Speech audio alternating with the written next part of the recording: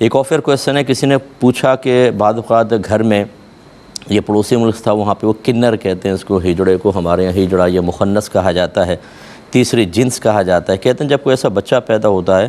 تو ہمارے یہاں بعض اوقات غیر مسلم یعنی ہندو ہجڑوں کو وہ بچہ دے دیا جاتا ہے، اور یہ صحیح ہے کہ نہیں؟ اور اگر مسلمان کو دے دیں تو کیا حکم ہوگا؟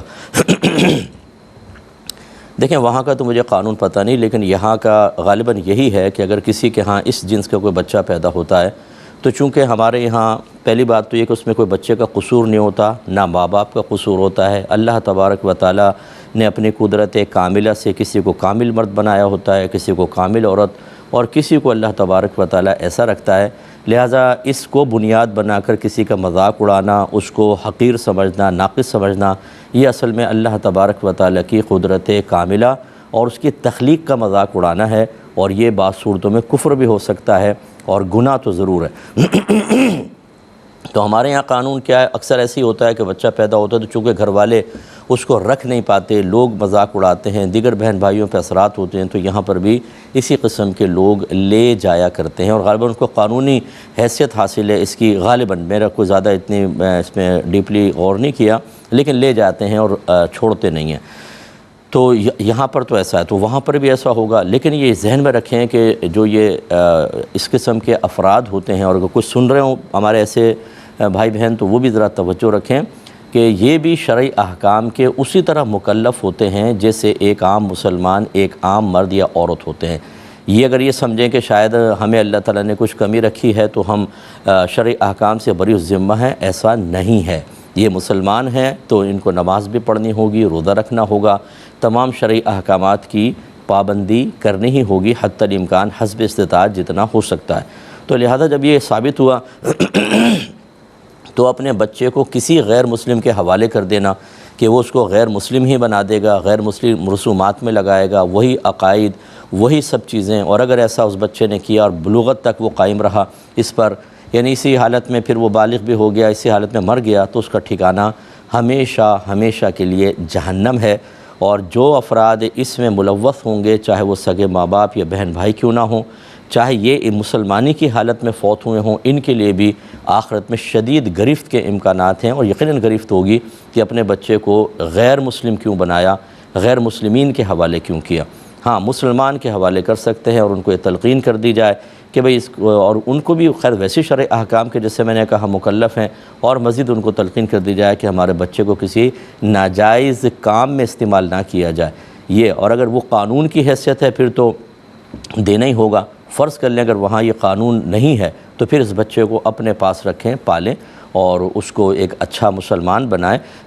اور اس کو ایسا پڑھائیں، ایسی صلاحیت، ایسے فنون سکھائیں کہ وہ اپنا نام روشن کرے، اور جب اس قسم کے افراد اپنا نام روشن کریں گے دوسروں کے لیے بھی پروٹیکشن کا سامان ہوگا، اعتماد بڑھے گا، اور انشاءاللہ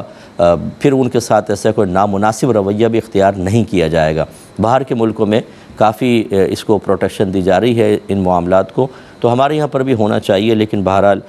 پاکستان میں جب اس قسم کے معاملات ہوتے ہیں، جہاں خاص طور پہ پاکستان کی بات کر رہا ہوں کہ جہاں اسلام کا نام لیا جاتا ہے، اسلامی جمہوریہ پاکستان کہا جاتا ہے، لیکن ہماری حرکتیں بعض اوقات بہت ہی عجیب و غریب ہوتی ہیں جو بالکل خلاف شرع، کسی کا اس طرح مذاق اڑانا اور دھکے دینا اور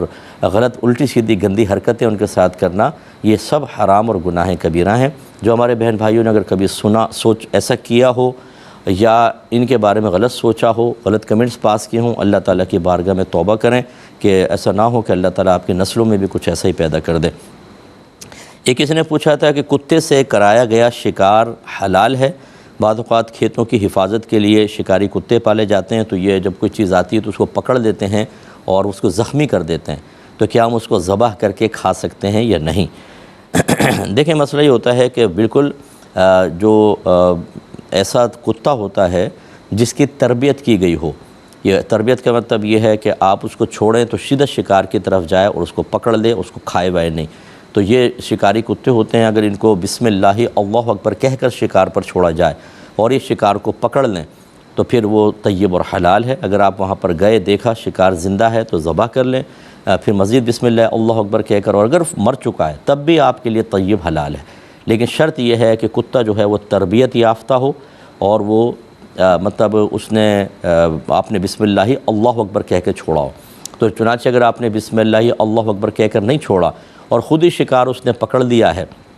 تو اب اس میں تو شرط یہ ہوگی کہ اگر زندہ ہے تو آپ بسم اللہ اللہ اکبر کہہ کر اس کو حلال کر لیں تو جائز ہوگا. اور اگر کتے نے اس کو مار دیا تو چونکہ آپ نے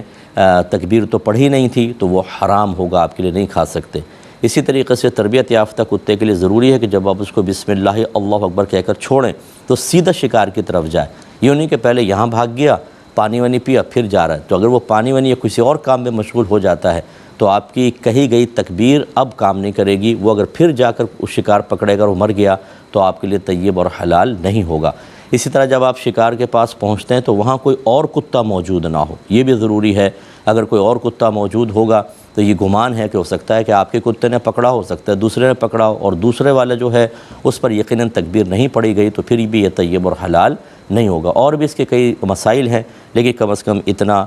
سوال کے اعتبار سے آپ کی خدمت میں گزارش کر رہے ہیں. تو خلاصہ یہ ہے کہ کھیت میں کوئی ایسا جانور جس کو کھایا جا سکتا ہو اور آپ کے کتے نے اس کو پکڑ لیا، اب چونکہ آپ نے بسم اللہ اللہ اکبر کہہ کے تو نہیں چھوڑا تھا، وہ تو کبھی بھی کتا پکڑ سکتا ہے. تو اگر زندہ ہے تو حلال کر کے کھا لیں، زندہ نہیں ہے تو پھر وہ مردار ہے، اس کو پھینکنا ہوگا. یہ کہتے ہیں کہ غلط قسم کی موویز انٹرنیٹ پر ہوتی ہیں، فحش قسم کی ہوتی ہیں، ان کو دیکھنے والے لوگوں کے لیے آخرت میں کیا عذابات ہیں؟ دیکھیں مسئلہ یہ ہے کہ یہ جتنی بھی پکچرز ہیں، ویڈیوز ہیں، یہ تو بعد کی ایجادات ہیں. یقینی سی بات ہے کہ زمانہ رسول یا جس وقت قرآن پاک کا نزول ہو رہا تھا یہ چیزیں نہیں تھیں، تو پھر ان کے لیے براہ راست تو کوئی وعید ہو نہیں سکتی، عذابات ہو نہیں سکتے. ٹھیک ہے، بعد کی ایجادات ہیں. اب یہ علماء کا کام ہوتا ہے کہ وہی غور و تفکر کرتے ہیں کہ اگر فرض کر لیں کہ کسی زندہ عورت کی بدنگاہی، زندہ عورت کو ٹچ کرنا، زندہ عورت کے ساتھ تعلقات قائم کرنے کے جو نتائج شریعت نے مطلب پیش نظر رکھ کر حرام کا حکم دیا، کیا وہی حکم یہاں دیا جا سکتا ہے کہ نہیں؟ تو اس لیے علماء چونکہ منع فرماتے ہیں کہ ایسی چیزیں دیکھنے سے اشتعال پیدا ہوتا ہے، شہوت بھڑکتی ہے، اور پھر انسان کسی نہ کسی گناہ کو کرتا ہے اور اس گناہ پر دلیر ہو جاتا ہے. تو اس لیے اس قسم کی چیزیں دیکھنا اس کو کم از کم مطلب مکروہ تحریمی قرار دیا جائے گا. اور جو پھر گناہ جب آدمی کرتا ہے، حرام کرتا ہے، جو آخرت میں اس کے عذابات ہیں، اللہ چاہے گا تو کوئی عذاب بھی ہو سکتا ہے. تو اس لیے اس قسم کی چیزوں سے اجتناب کیا جائے. ہمارے بھائی نے فرمایا کہ منہ میں کوئی نسوار وغیرہ ہو، چھالیا، کوئی گٹکا وٹکا اور پھر ذکر الہی کرنا. دیکھیں نبی کریم صلی اللہ علیہ وسلم نے ارشاد فرمایا جو لہسن اور پیاز میں سے کھائے وہ ہماری مسجد کے قریب نہ آئے. اور بعض روایات میں ہے کہ جب آدمی کوئی پیاز وغیرہ کھاتا ہے اسمیل پیدا ہو جاتی ہے. جب قرآن پڑھتا ہے، نماز میں قرآن پڑھتا ہے تو ایک فرشتہ اس کے منہ کے پاس منہ رکھ دیتا ہے اور اس سے اس کو اسمیل محسوس ہوتی ہے. ایک روایت میں یہ بھی ہے نبی کریم نے ارشاد فرمایا جن چیزوں سے انسانوں کو تکلیف ہوتی ہے اس سے فرشتوں کو بھی تکلیف ہوتی ہے. تو اگرچہ یہ لہسن اور پیاز کے بارے میں ہے، لیکن اس پر ہم قیاس کر کے کر سکتے ہیں کہ کوئی ایسی چیز منہ میں رکھ کر ذکر الہی وغیرہ کرنا جس میں اسمیل ہو، بدبو ہو، دوسروں کو اذیت پہنچے، یا ویسے ہی کوئی آپ اکیلے بھی بیٹھے ہوں لیکن بہرحال منہ میں اسمیل ہے، تو مناسب نہیں ہوتا کہ ذکر الہی وغیرہ اس حالت میں کیا جائے. لہذا کلی کریں، ادب یہی ہے کہ کلی کرنے کے بعد کریں. لیکن کیا اگر کوئی نسوار رکھ کر یا گٹکا رکھ کے ذکر کرے تو کیا گناہ گار ہوگا؟ گناہ گار نہیں ہوگا. اس کو زیادہ سے زیادہ مکروہ تنزیہی کہا جا سکتا ہے. ہاں، لہسن اور پیاز اس کے اندر اگر نماز پڑھی کھا کر تو چونکہ حدیث میں منع کر دیا گیا اس کی حیثیت مکروہ تحریمی کی ہو سکتی ہے، لیکن یہ کم درجے کا ہوگا. لیکن ایسا نہ کریں، ادب کے خلاف ہے.